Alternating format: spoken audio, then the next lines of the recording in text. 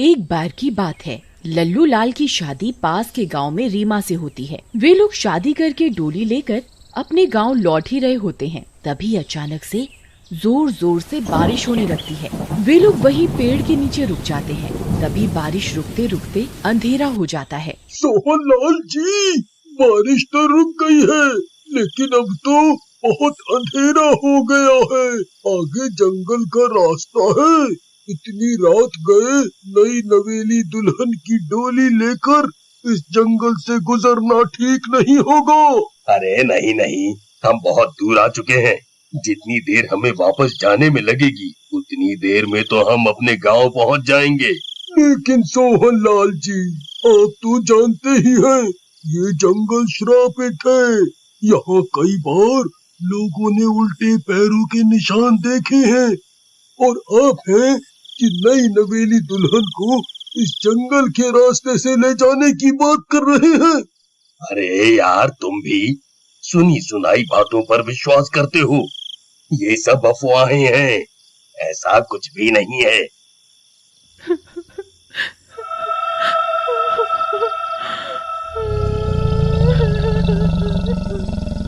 अरे सोहन लाल जी, ये कौन औरत है जो रो रही है? अब पता नहीं भाई, यहाँ हमारे अलावा तो कोई है भी नहीं। तभी वह औरत अचानक जोर जोर से चिल्लाने लगती है, हाँ! हाँ! तुम सब के सब मरोगे, तुम सब मरोगे। अरे मर गए रे, ये कौन है सोहन लाल जी? तभी उन्हें एक औरत के उल्टे पैर दिखाई देते हैं जो पेड़ की डाली पर चल रही होती है। ये देखकर उनके होश उड़ जाते हैं। अरे सोहन लाल जी, अब हम नहीं बचेंगे। मैंने आपसे कहा था ना, इस जंगल पर उल्टे पैर वाली चुड़ैल का साया है। आपने मेरी एक बात नहीं मानी।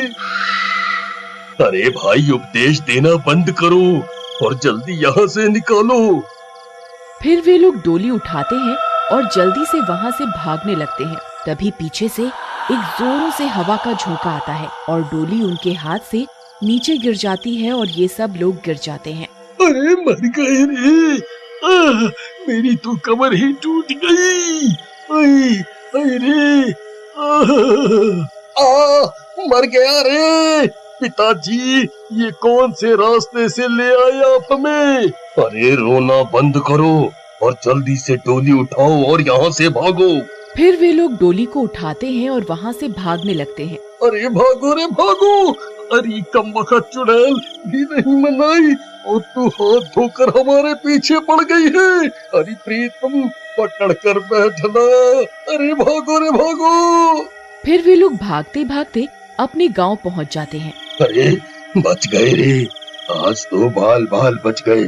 लल्लू बेटा, चलो बहू को डोली से बाहर निकालो और जल्दी से घर के अंदर ले चलो, कहीं वह चुड़ैल हमारा पीछा ना कर रही हो। जी पिताजी। अरे प्रीतम सुनो, हम गांव पहुंच गए हैं, अब तुम बाहर आ सकती हो। अब चुड़ैल का कोई खतरा नहीं है। प्रीतम, तुम सुन रही हो? चुड़ैल से डर गई है, तभी बाहर नहीं आ रही। प्रीतम। अरे क्या हुआ, बहू बाहर क्यों नहीं आ रही? जरा डोली के अंदर तो देख। अरे पिताजी, डोली तो खाली है, इसमें तो कोई नहीं है। अरे मर गया रे, मैं तो शादी की पहली ही दिन विधवा हो गया। वो नास मिटी चुड़ैल मेरी पत्नी को खा गई। अरे सोहन लाल जी, बहू रानी कहाँ चली गई? वो तो डोली में ही बैठी हुई थी, फिर अचानक से कहाँ गायब हो गई? लगता है ये सब उस चुड़ैल का ही काम है। जब हम सब गिरे थे तभी वो चुड़ैल रीमा को उठाकर ले गई होगी। मैं कुछ नहीं जानता पिताजी, इतनी मुश्किल से तो मेरी शादी हुई थी। मुझे मेरी पत्नी वापस चाहिए बस। सोहन लाल जी, हमें वापस जंगल जाना होगा रीमा बिटिया को ढूंढने के लिए। तुम सही कहते हो भाई, हमारी गांव की इज्जत का सवाल है। चलो अभी वापस चलते हैं। फिर वे लोग वापस जंगल की ओर निकल पड़ते हैं। रीमा, रीमा, क्या तुम मुझे सुन सकती हो? रीमा, रीमा। फिर कुछ देर वो लोग रीमा की तलाश करते हैं। तभी अरे सोहनलाल जी, वो देखिए पेड़ पर रीमा बिटिया बैठी हुई है। अरे रीमा, तुम यहाँ हो? हम तुम्हें कब से ढूंढ रहे थे। तुम वहाँ पेड़ पर क्या कर रही हो? चलो जल्दी से नीचे आओ। मैं तो कब से आपका यहाँ इंतजार कर रही थी। लगता है रीमा बिटिया चुड़ैल के डर से पेड़ पर चढ़ गई होगी।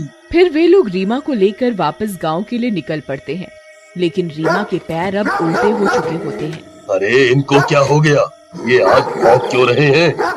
चल भाग यहाँ से, चल भाग। कुत्तों को देखकर रीमा अपने पैर छुपा लेती है और फिर वे लोग अपने घर के अंदर चले जाते हैं।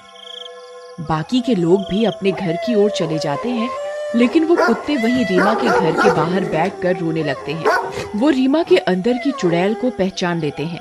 आओ बहू रानी, तुम्हारा स्वागत है, आओ आओ। फिर रीमा की सास अपनी बहू के गृह प्रवेश के लिए एक थाली में लाल रंग डालकर रखती है। फिर रीमा उस थाली में खड़ी हो जाती है और गृह प्रवेश करती है और आगे बढ़ती है। जैसे जैसे रीमा आगे बढ़ती, उसके उल्टे पैरों की छाप जमीन पर छपने लगती है। तभी सोहनलाल की नजर उन लाल रंग की छाप पर पड़ती है। वो चौंक जाता है। अरे मर गए रे, ये कैसे हो सकता है? रीमा तो सीधा चल रही है, लेकिन इसके पैर उल्टे कैसे छप रहे हैं? हे भगवान, ये किस मुसीबत को घर ले आए हम? क्या करूं, क्या करूं? सोहनलाल रीमा की असलियत पहचान जाता है। अरे रीमा बिटिया, चलो अब पूजा घर में चलो और देवी माँ का आशीर्वाद भी ले लो। पूजा घर का नाम सुनकर रीमा चौंक जाती है। नहीं नहीं पिताजी, अभी मैं बहुत थक गई हूँ। मैं सुबह उठते ही पूजा घर में जाकर आशीर्वाद ले लूंगी। रीमा जानबूझकर पूजा घर में नहीं जाती और सीधे अपने कमरे में जाते ही सो जाती है। अरे यार, ये तो सुहाग रात के पहले ही दिन सो गई। चलो कोई बात नहीं, मैं भी सो जाता हूँ। फिर सोहनलाल अपनी पत्नी को रीमा के उल्टे पैर की छाप दिखाता है। उन्हें देखकर वह चौंक जाती है। अरे दैया, ये तो रीमा के पैरों की छाप है, लेकिन ये उल्टे क्यों है जी? क्योंकि रीमा एक चुड़ैल है, इसलिए। जब से रीमा इस घर में आई है, गली के सारे कुत्ते हमारे घर के बाहर बैठकर रो रहे हैं। अब क्या करेंगे जी? कहीं वो मेरे बेटे को जिंदा ही ना खा जाए। मेरे पास एक तरकीब है, चलो मेरे साथ। फिर वे लोग चुपके से लल्लू लाल के कमरे में झांक कर देखते हैं। वो दोनों सो रहे होते हैं। फिर सोहनलाल दबे पांव अंदर जाता है और लल्लू लाल को धीरे से उठाता है और अपने साथ बाहर लेकर आता है। अरे क्या हुआ पिताजी, आप इस तरह मुझे बाहर क्यों ले आए? फिर सोहनलाल उसे रीमा के पैरों की छाप दिखाता है। उन्हें देखकर लल्लू लाल की आंखें फटी की फटी रह जाती हैं। अरे मर गए रे, ये तो उल्टे पैर की छाप है। इसका मतलब रीमा एक चुड़ैल है। हाय मर गया रे। मेरी पत्नी तो चुड़ैल निकली। अरे मेरी तो किस्मत ही फूटी निकली। अरे रोना बंद कर कमबख्त, मेरे पास एक तरकीब है। इसने पूजा घर में जाने से मना किया था ना। चलो इसे सबक सिखाते हैं।